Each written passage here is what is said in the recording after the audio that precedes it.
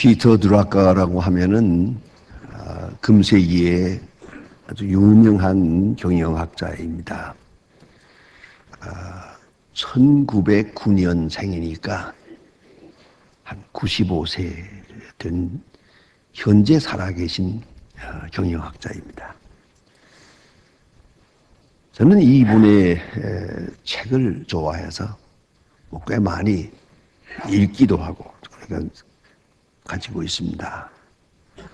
아주 현대인으로서 대단히 중요한 사상가예요. 경영학자예요. 그리고 많은 교훈을 주는 그런 교수라고 생각합니다. 그분이 요 근간에 자서전을 썼습니다. 95세의 말입니다. 그런데 이 책에는 자기 얘기보다도 내가 어떻게 살아왔다 하는 그런 얘기보다는 자기에게 영향을 준 분들에 대한 이야기를 많이 썼습니다. 그 점에서 이 자서전은 좀 특별한 그런 인사이트가 있는 책이라고 합니다. 그 책을 보아나가려면 내 일생에 내게 영향을 준 고마운 분들에 대해서 전부 이렇게 써나가는데요. 정말 이런 생각이 듭니다. 95세가 되니까 이제 철이 났구나 이런 생각이 듭니다. 역시 연륜이 있는 분의 그런 자기 고백이다. 그런 의미의 자서전입니다. 근데 그 첫 페이지에서 누구를 들은 거 하니 할머니 얘기를 듭니다. 그는 할머니로부터 가장 중요한 영향을 얻었다. 그것은 바로 휴머니즘입니다.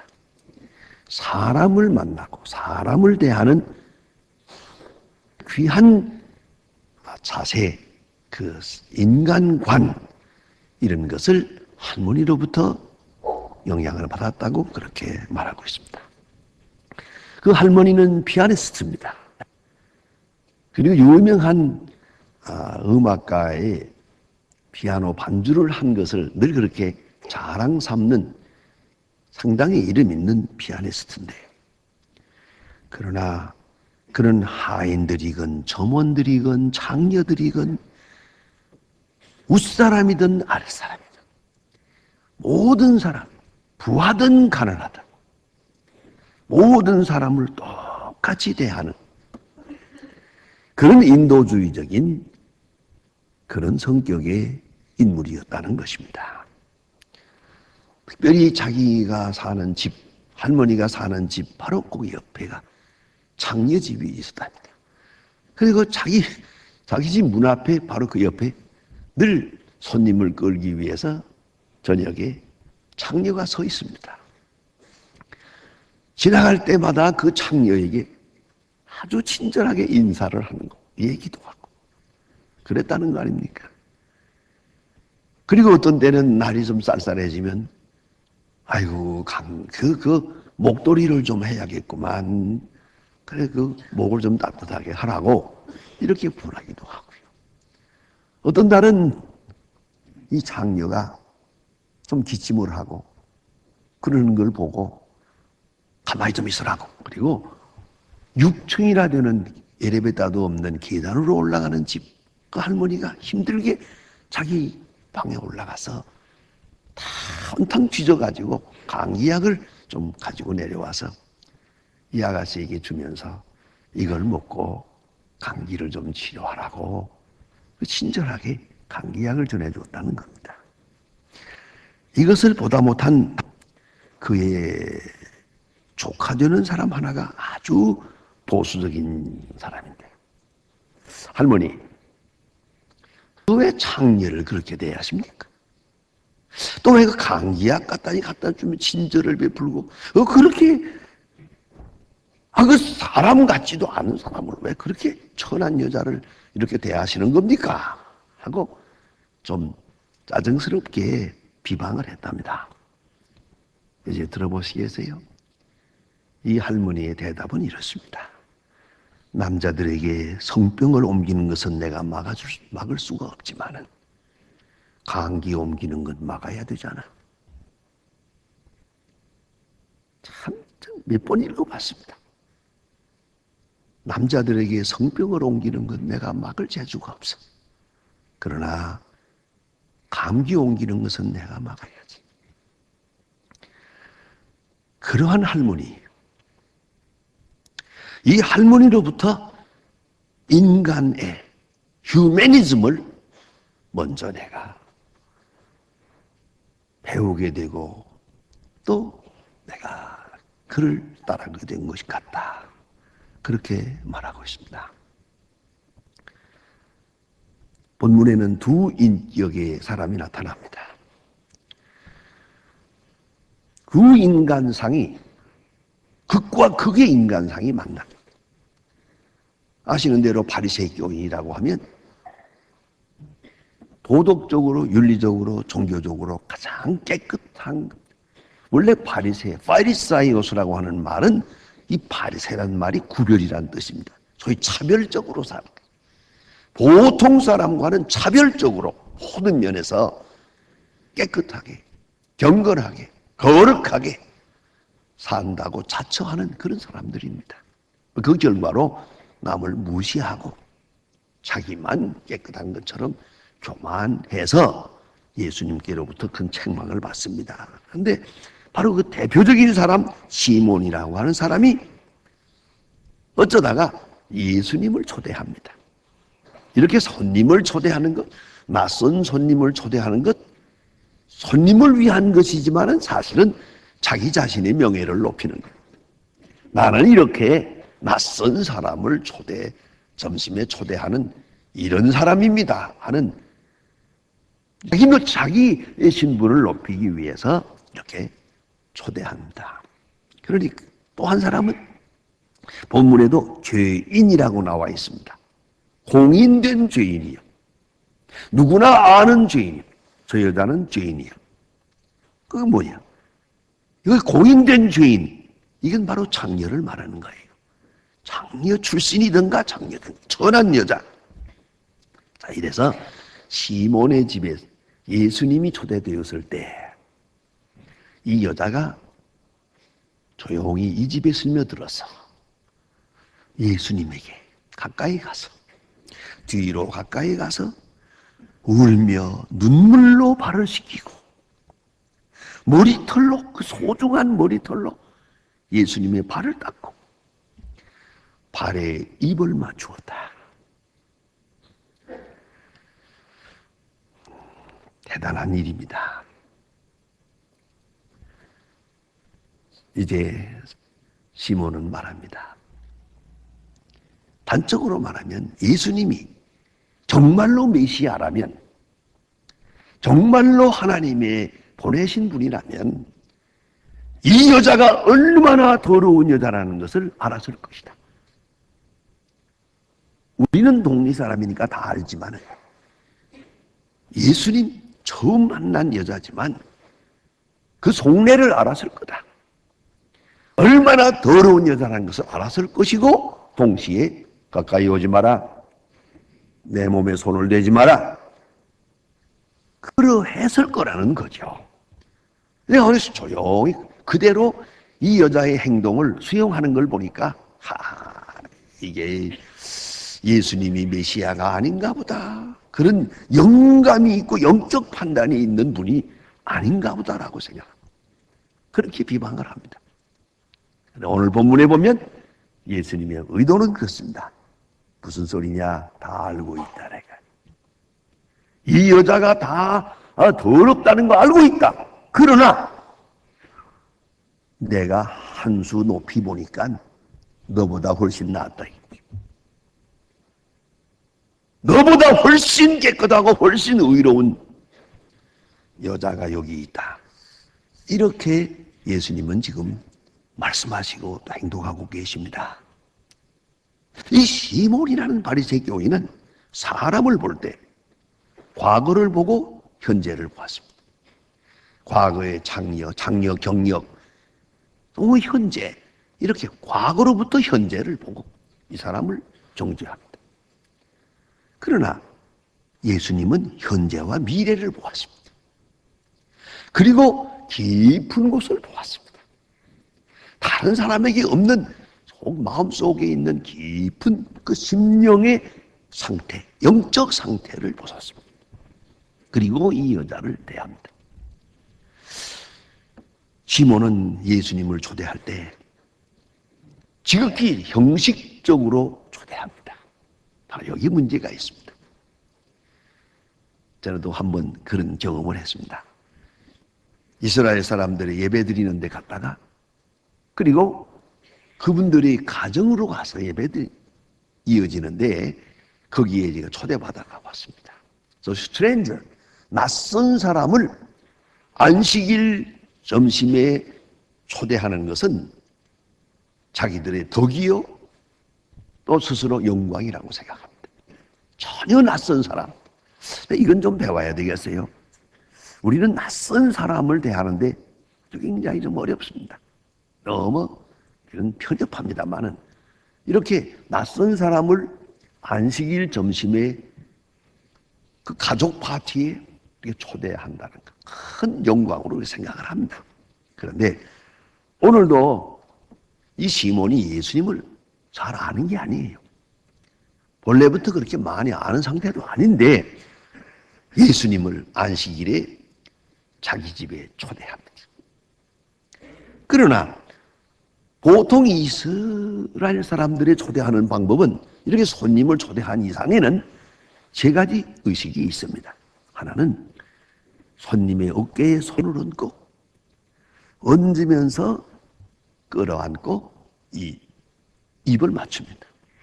이 볼에다가 이렇게 지금도 그렇지 않습니까? 이게 입 맞추는 게. 이게 바로 아주 정중한 당신을 환영합니다 하는 예식이고요. 또 하나는 길에 먼지가 많고 그런 데니까 들었으면은 대야에 물을 떠다가 이 손님의 발을 씻겨줍니다. 하인이 시켜주기도 하지만은 주인이 시켜줄 때 그게 정중한 상대방을 높이는 그런 영접한 의식입니다. 세 번째는 향을 피워서 방 안 공기를 향기롭게 하던가 아니면은 향수를 뿌려서 분위기를 상쾌하게 만드는 이 세 가지가 손님을 대접하는 가장 중요한 의식입니다. 그런데 시몬은 이 세 가지 다 안 했습니다. 예수님을 대접하는 것처럼 사람들에게는 알려졌고 또 그렇게 표방하면서도 진작 해야 할 일은 안 했습니다. 왜요? 예수님을 영접하는 시간이 아니거든요. 자기를 높이는 시간이니까. 나는 이렇게 갈릴리에서 온 이 사람, 이 30밖에 안 되니 이 사람 선지자라고 해서 소문난 것 같은데 이 사람 내가 오늘 초대했습니다. 나는 이만큼 여유 있는 사람이고 마음이 넓은 사람이고 내가 이런 전형적인 존경받는 더 잘 받아야 할 이스라엘 사람입니다. 그래서 초대한 거예요. 예수를 통해 자기를 높이려고 했지 예수님을 높인 게 아니었더라고 말입니다. 자, 그런데 오늘 본문에 나타난 이 여자는 어땠는가? 말이 없습니다. 시종일관 말이 없이 그냥 사라집니다만은 이 여자는 자, 눈물로 예수님의 발을 적시고 머리털로 씻고 발에 입을 맞추고 그리고 향유를 붓고 가장 중요한 일을 이 여자가 다 했단 말이죠. 그럴 때 이 바리새인이 사람을 이렇게 비방할 때 예수님께서 이 여자 편을 들어서 귀중한 말씀을 하시게 됩니다. 그리고 이 여자를 인정해 주시고 수용해 주시고 아니 은근히 칭찬해 주시고 또 나가서는 마지막 끝에 가서 네 죄 사함 받았느니라 사죄의 은총을 베풀고 그리고 그를 축복하십니다. 가장 중요한 건 네 죄 사함 받았느니라 의롭다 하는 그런 귀중한 역사가 이루어지게 됩니다. 자, 여기서 한번 생각해 봅시다. 예수님이 보실 때는 시몬이나 이 여자나 다 죄인이거든요. 꼭 조금 나으면 어떻습니까? 한치 더 나으면 어떻고, 그건 모자라면 어떻습니까? 여러분, 어찌 생각하십니까? 다 같은 사람이에요. 다 같은 죄인이에요. 이걸 잊지 말아야 합니다. 왜 55, 100보란 말이죠? 저는 55, 100보란 말을 그저 남 따라서 그냥 사용하고, 뭐 50보나 100보나 그게 그거다. 뭐 그런 말로 그냥 쉽게 생각하다가 언젠가 한번 55, 100보, 55, 100보 이게 무슨 뜻일까? 제가 사전을 찾아봤어요. 했더니 거기에 설명이 딱 나오는데요. 전쟁에 나갔다가 앞으로 나가야 할 군인들이 너무 무서워서 이 진군하지를 못하고 그만 도망을 했어요. 도망갔는데 한 사람은 50보 도망갔고 한 사람은 100보 도망갔어요. 그런데 서로 도망간 사람들끼리 나는 50보만 도망갔다. 저놈은 100보로 도망갔다. 그 비방할 것이 됩니까? 도망간 건 도망간 거지. 그 참 재미있는 얘기예요. 뭘 조금 나으면 어떻고 덜 하면 어떻습니까? 죄인은 죄인이야. 어차피 죄인이요. 이건 우리가 인정을 해야 돼요. 여기서부터 출발해야 돼요. 저 위에서부터 저 밑에까지. 누구 하나 스스로 구원받을 사람은 없어요. 다 죄인입니다. 이것부터 우리가 알고 지나갑시다. 다 죄인입니다. 죽을 죄인입니다. 죽어마땅한 죄인입니다. 지옥을 가야 될 사람들입니다. 살아야 할 이유도 없고 살만한 가치도 없습니다. 전적 타락. 이걸 우리가 잊지 말아야 됩니다. 전적인 타락. 그런 시선으로 봅시다. 잘나고 못나고 어디 있습니까? 다 같은 죄인이고 다 같은 사람이다. 그리고 나서 생각할 것이 있습니다. 자, 그런 거로 이제는 예수 그리스도의 은혜로 구원받는 길밖에 없어요. 오직 하나님의 긍휼, 하나님이 불쌍히 여기시는 바 그 은혜를 믿음으로 구원받는 길밖에 없어요. 오늘 성경 말씀에는 예수님께서 예를 들어서 참 대단히 중요한 예입니다. 한 사람은 50데나리온을 빚을 졌고 한 사람은 500데나리온을 졌다. 빚진 건 마찬가지요. 많이 지고 적게 졌지만 어떤 빚은 빚이요. 갚을 길이 없을 때 주인이 다 탕감해 주었다. 어차피 다 빚은 졌어요. 이제 탕감해 주었는데 탕감 받고 나니 어떻습니까?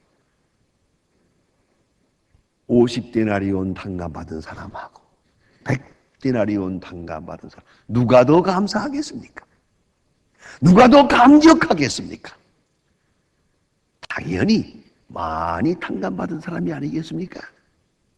그러니까 이 하나님 앞에 나가는 자세는 내가 더 큰 죄인, 남보다 내가 더 큰 죄인이다 생각할 때, 그만큼 나는 더 많이 탕감받았다 생각할 때 그 사람에게 은혜가 있는 거예요. 자, 그런데 오늘 이 여자는 어째서 칭찬을 받습니까? 어디 무엇을 인정받는 겁니까? 의롭다 혹은 의롭지 못하다, 깨끗하다, 더럽다를 말하지 않고 예수님의 논조는 뭐냐면 회개하는 죄인이라는 것이죠. 회개하는 죄인. 어거스틴의 유명한 말이 있습니다. 사람은 두 가지밖에 없다. 자기가 죄인이라고 생각하는 죄인, 또 하나는 자기는 죄인이 아니라고 생각하는 죄인. 두 사람밖에 없다. 나는 죄인입니다. 이거 회개하는 사람이, 이 사람이 구원의 길을 가는 길이거든요. 저는 오래전에 어느 책에서 읽은 이야기를 마음에 감금 생각을 합니다. 로마의 백부장이 최일선에 나가서 전쟁을 합니다. 육박전을 합니다. 그러다가 이 기독교인인데 예수를 잘 믿는 사람인데 하고만 독이 묻힌 화살에 맞아서 쓰러지고 정신이 몽롱해지기 시작합니다. 아, 이대로 죽는구나. 그럴 때 그는 천국을 바라보면서 천국 문이 열리기를 위해 기도합니다. 그러는 중에 맨 먼저 저는 나라를 위해서 로마 제국을 위하여 생명을 바칩니다. 천국 문을 열어주세요. 안 열리더랍니다.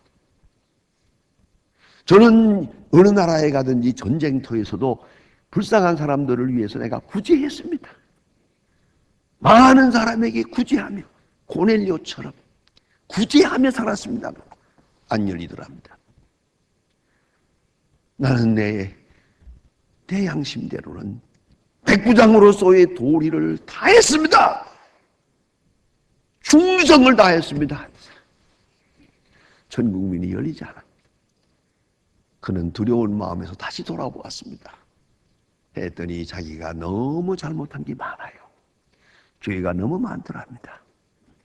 그때 그는 무릎을 꿇으면서 하나님, 저는 죄인입니다. 고개를 들 수 없는 죄인입니다. 하고 무릎을 꿇는 순간 천국 문이 환하게 열리더라고요. 여러분, 이걸 잊지 말아야 합니다. 우리 마음의 천국, 우리 종말적으로 하나님 앞에 가는 천국, 인간과 인간관계에서의 천국, 여러분 가정이라고 하는 천국, 간단합니다. 나는 죄인입니다. 이거 다 내 책임입니다. 다 내 잘못입니다. 할 때 그 천국 문은 열리는 겁니다. 이걸 잊지 말아야 합니다. 그래서 제가 결혼 주례할 때마다 가끔 그런 얘기를 합니다. 우리가 서로 주고받는 말 중에 고맙습니다. 하나는 제 잘못입니다. 그 두 번째 말을 잊지 마라.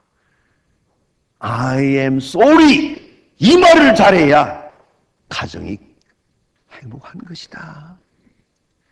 그 말이 빠져나가면 같이 살아도 지옥인 줄 알아라. 이걸 알아요. 나는 죄인입니다. 회개할 때. 그리고 하나님 앞에만 아니라 사람 앞에 회개의 용기를 가졌어요. 이 여자는. 이 어느 장소입니까? 이 바리새 교인의 집에까지 들어와서 용기가 있는 사람이에요. 회개의 용기. 이것이 없어서 회개해야겠다 하고 잘못했다 생각은 하면서 그렇게 일평생 사는 거예요. 회개의 용기가 필요합니다. 그리고 오늘 본문에 보니까 주님을 높입니다. 주님 그리스도시요 살아계신 하나님의 아들입니다라고 베드로처럼 고백하지 못하나 그 중심으로 주님을 메시아로 만왕의 왕으로 높이는, 오늘 여기 보니까 존경 세레모니가 있잖아요. 높은 세레모니요. 어디 이런 일이 있을 수 있습니까? 눈물로 발을 씻고 머리털로 발을 닦고 향유를 붓고 발에 입을 맞추고 최고의 레스펙트 세레모니요. 대단합니다. 그때 예수님 이 고백을 보시고 내 죄 사함 받았느니라 말씀하십니다. 폴 틸리히라고 하는 유명한 신학자가 있습니다. 저도 개인적으로 이분의 책을 많이 읽었는데요.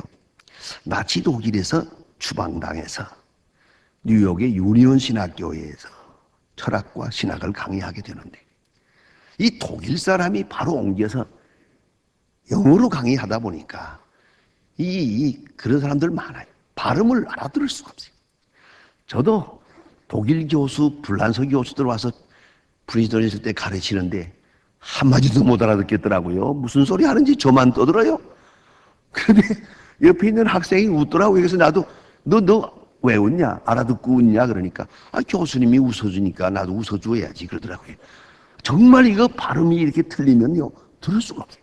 이게 처음 와서 이 폴 틸리히가 독일어 발음으로다가 영어를 한다고 신학을 가르치는데 학생들이 자꾸 웃는 거예요. 빙글빙글 웃는 거예요.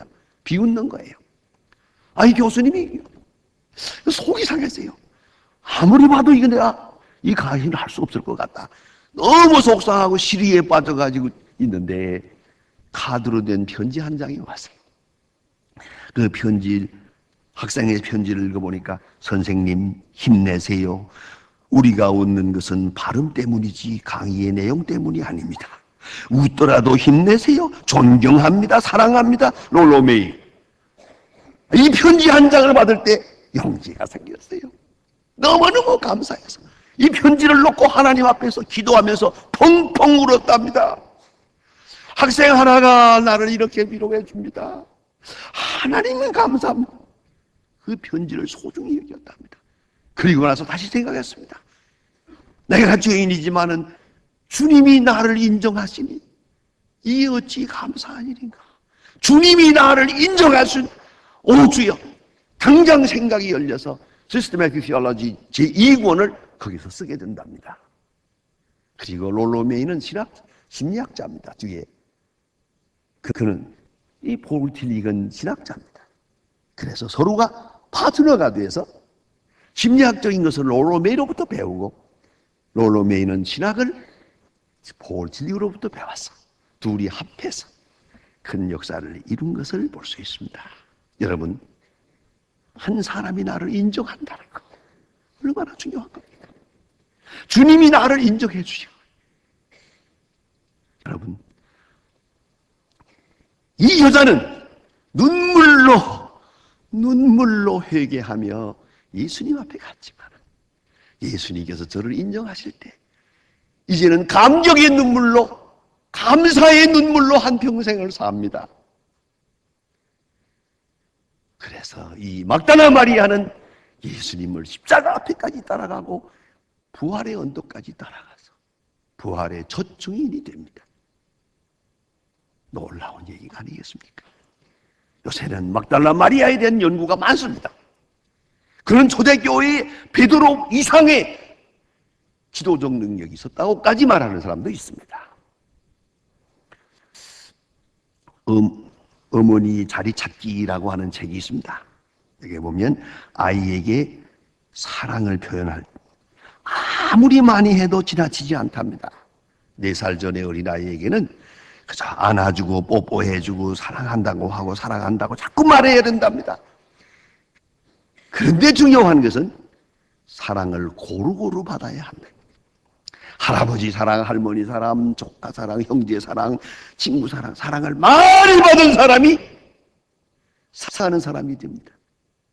사랑을 못 받은 사람은 사람이 못 됩니다. 사랑을 한쪽으로만 받은 사람은 편협한 사람이 됩니다.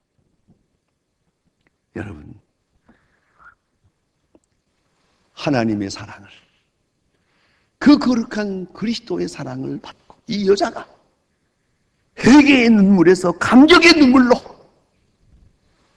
바로 그것이 그리스도인입니다. 기도하십시다.